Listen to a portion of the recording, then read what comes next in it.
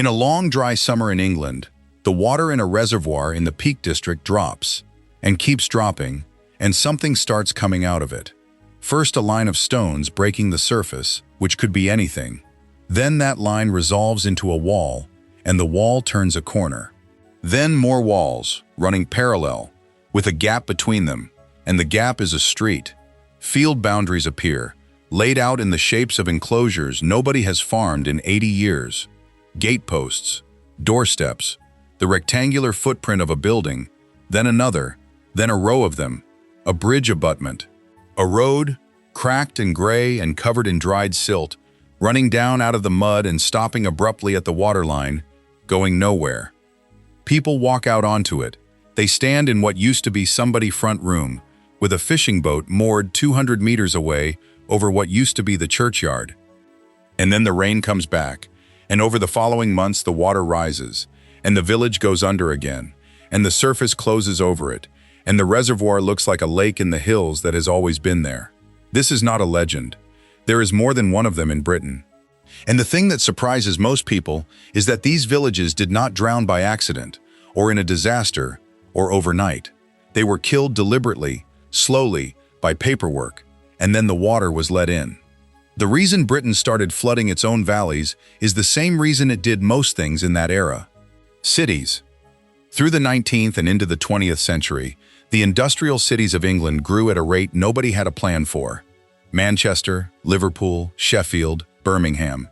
Hundreds of thousands of people arriving to work in factories and mills, packed into terraces, all of them needing water. Not just drinking water, water for industry, for steam, for sanitation, for putting out the fires that industrial cities were constantly starting. And the cities themselves sat in the wrong place for that. Water is heavy, and moving it is expensive, so you want it to come to you downhill. What you need is high ground with reliable rainfall, and a valley you can seal at one end. Britain has plenty of those. The problem is that people were already living in them. So the pattern repeated across the country. A water authority or a city corporation would identify a valley in the uplands. It would obtain the legal powers, usually through an act of parliament, to buy the land compulsorily. Then it would buy out the farms and the houses, whether the owners wanted to sell or not, move the residents somewhere else, and build a dam across the narrow end. That process is where the real story is, because most people picture a village being flooded and imagine a place standing intact under the water, streets and rooftops and furniture preserved in the cold. That is the image every drowned village story reaches for. It is almost entirely wrong, and what actually happened is stranger and much bleaker. They did not flood the villages. They dismantled them first. Before the water came in, buildings were stripped and demolished, usually down to the foundations.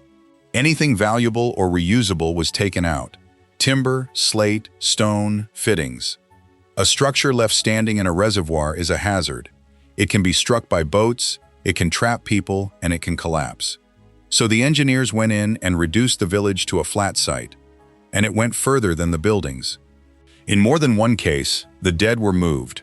Where a village had a churchyard, graves were opened, remains were exhumed, and they were reburied in a cemetery outside the flood zone. In one Cumbrian valley, around 100 bodies were taken out of the ground and moved before the water was allowed in. Think about what that actually means for the people involved. You are not only losing your house, your farm, your school, and your church. You are watching your grandparents dug up and carried out of the valley in a lorry, because the place they were buried in is going to be at the bottom of a lake. By the time the sluices were closed and the water started backing up, there was very little village left to drown. What went under was a demolition site, which raises an obvious question about the thing that keeps reappearing. If they knocked it all down, what is it that people are walking around on in a drought? And there is one more detail from the Derbyshire case that most people have never heard, and it is the single strangest thing in this entire story. So stay with me and take a second to subscribe, because what they left standing out of the water for 4 years afterwards is the part nobody expects. The valley in question is in Derbyshire, and the reservoir is Ladybower, built to supply water to Sheffield, Derby, Nottingham, and Leicester. Construction ran through the late 1930s and into the 1940s, and the water was rising through 1943 and 1944. Two settlements went under, a village called Ashopton and a village called Derwent, which had a hall dating back centuries, a school, farms, cottages, a packhorse bridge over the river, and a church. There is a piece of history attached to that valley that most people know without realizing it is the same place. Further up the same chain of reservoirs sit two older dams with tall stone towers, and in 1943, a Royal Air Force squadron used them as a practice range. The crews were training to fly heavy bombers extremely low over water, at night, to attack dams in Germany with a weapon designed to skip across the surface, and they needed somewhere in Britain that looked and behaved like the target. The Derbyshire reservoirs, with their towers and their steep flanking hills, were close enough.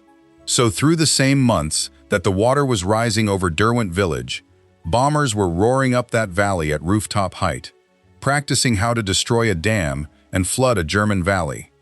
The raid went ahead, the German dams were breached, and the resulting floods killed a large number of people downstream. It became one of the most celebrated operations of the war in Britain, and the valley where they practiced is now a place families visit at weekends. Nobody planned that juxtaposition. It just happened that in one Derbyshire valley in 1943, Britain was deliberately putting one of its own villages underwater, while simultaneously teaching aircrew how to put somebody else's valley underwater. The residents were moved out, and a purpose-built settlement was constructed for some of them further down the valley, which is one of the more decent details in the whole affair. The packhorse bridge was treated with real care.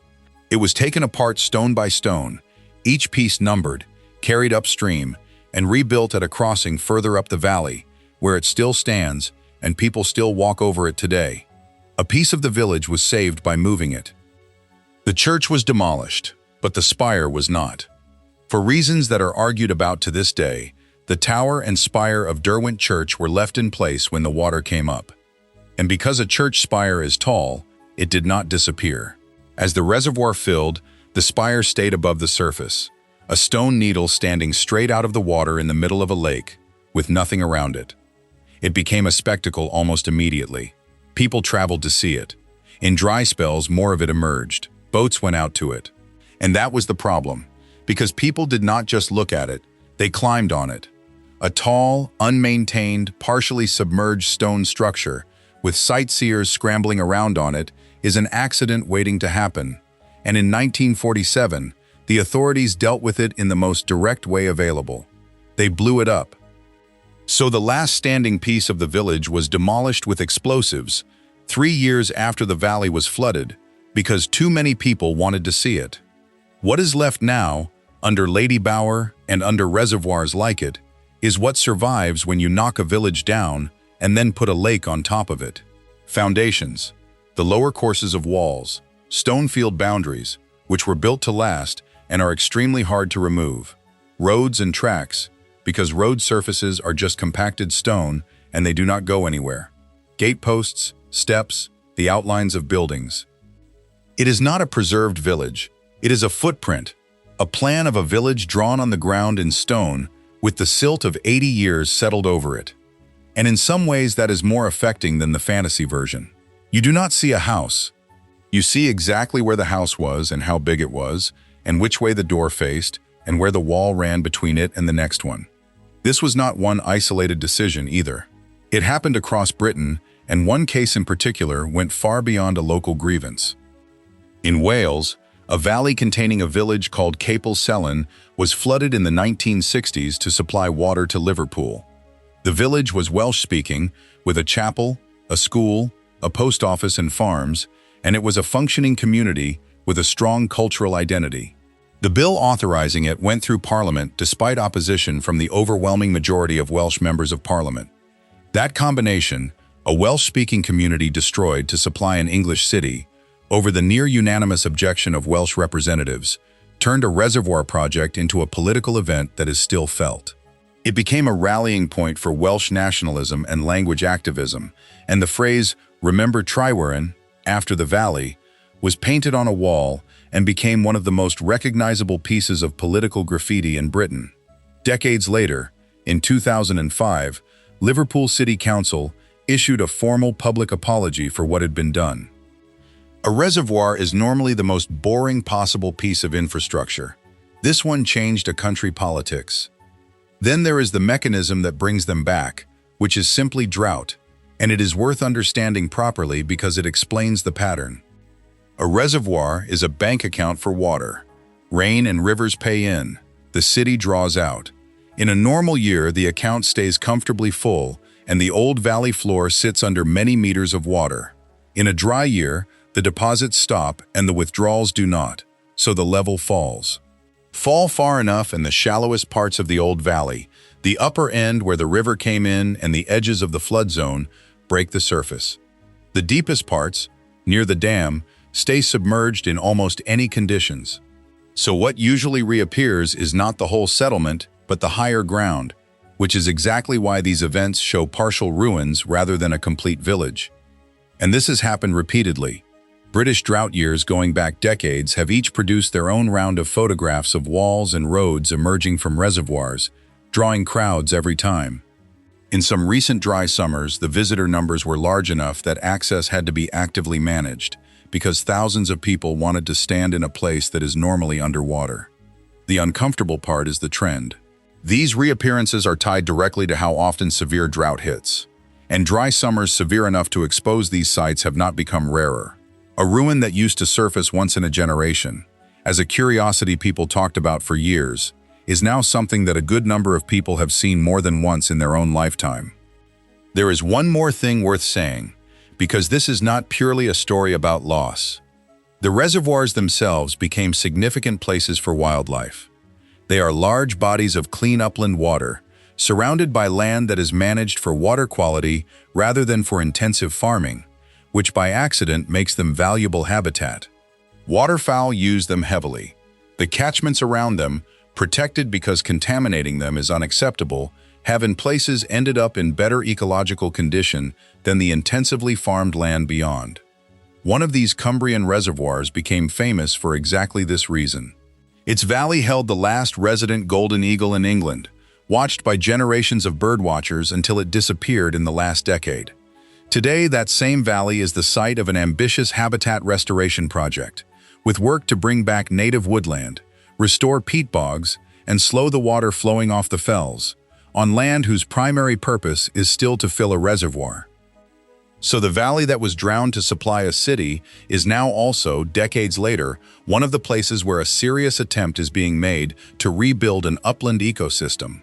Now the honest part, because these stories get told with a lot of sentiment and not much balance. The reservoirs were not built out of malice, and they were not pointless. Industrial cities with inadequate water supplies had cholera, typhoid, and dysentery, and they had fires that could not be fought. Clean, reliable water at scale saved an enormous number of lives, and there is no version of a modern city that works without it.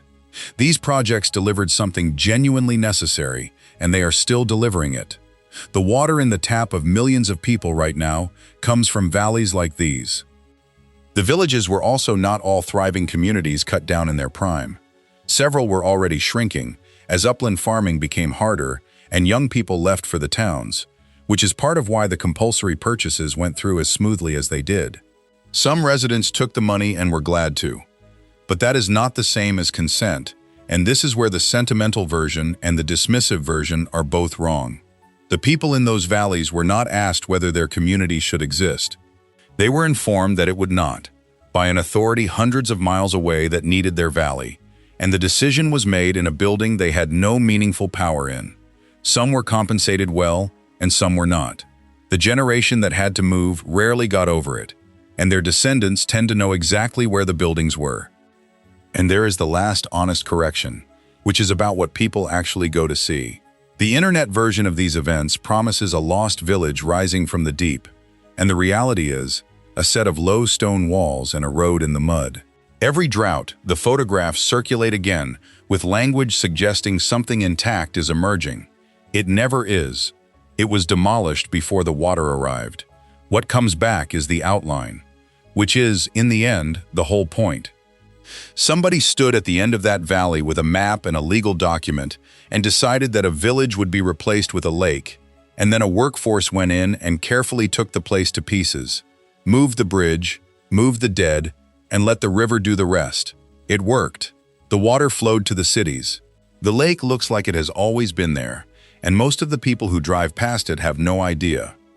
And then, every so often, in a hot, dry summer, the account runs low, the surface drops, and the plan of a village is laid out on the bottom of a lake for a few weeks, exactly where it always was, waiting for the rain. If you enjoy true stories about the things hidden in plain sight, stories most people never hear told properly, then like this video and subscribe. In the next one, we will follow another place the world had already given up on. Take care of yourself and stay curious.